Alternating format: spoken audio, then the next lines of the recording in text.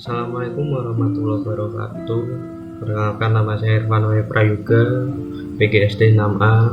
Di sini saya akan sedikit memberikan jawaban saya terkait tugas yang diberikan oleh dosen saya. Yang pertama, sebutkan 3 contoh sikap yang mencerminkan nilai-nilai perspektif global dalam kehidupan sehari-hari. Di sini ada 3 penerapan nilai kemanusiaan, yaitu yang pertama, mengakui persamaan hak dan kewajiban. Nah, dalam kehidupan bermasyarakat, semua orang yang ada di Indonesia memiliki persamaan derajat di mata hukum, sehingga sebagai warga negara hukum tidak ada hal yang membedakan antara warga yang satu dengan yang lain.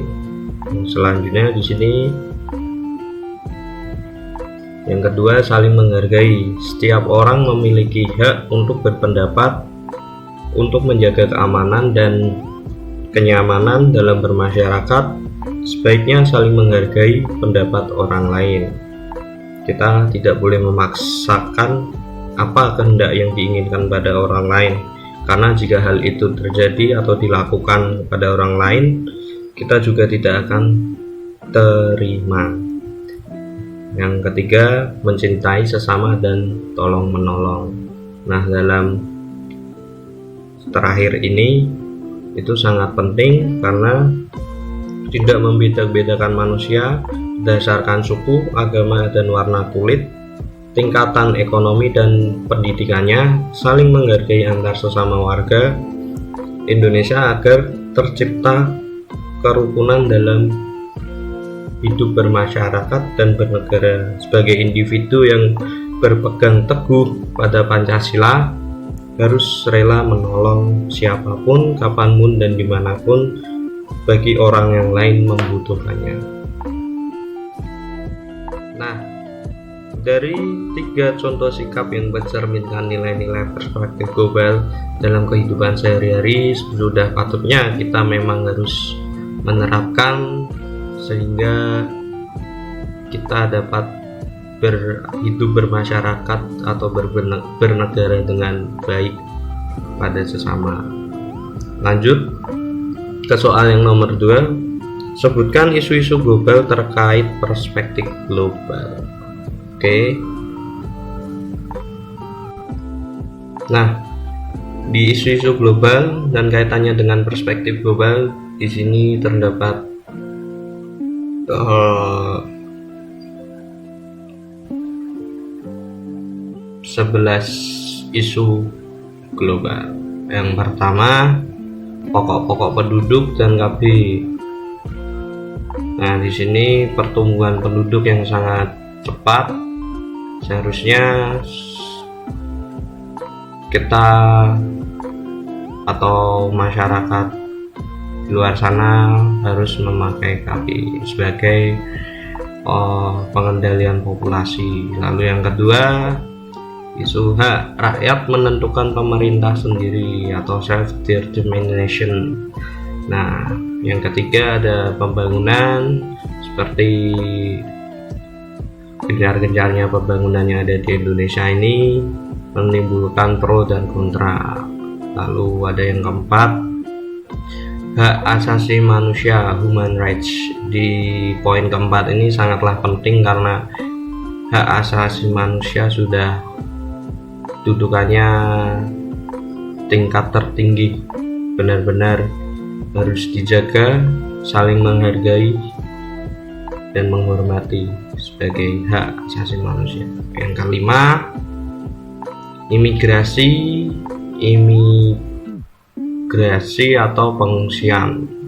Nah, ini pertumbuhan penduduk yang sangat drastis meningkat dari kota lain ke kota berbeda untuk mengurangi tingkat padat penduduk atau sebagai mencari sumber penghasilan.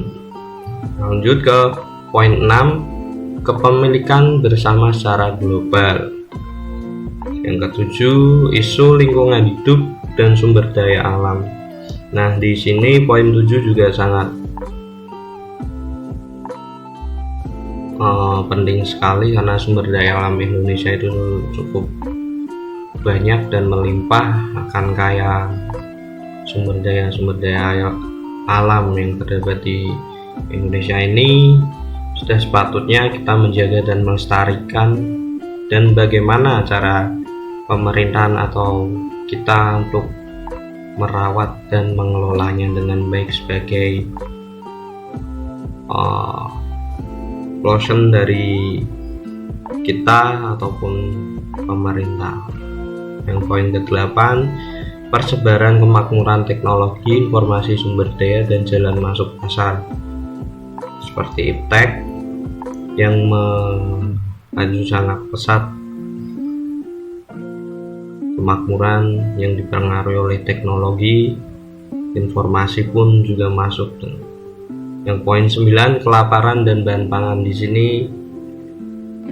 juga sangat, isu ini juga sangat masih kita jumpai di beberapa wilayah Indonesia, seperti kelaparan dan bahan pangan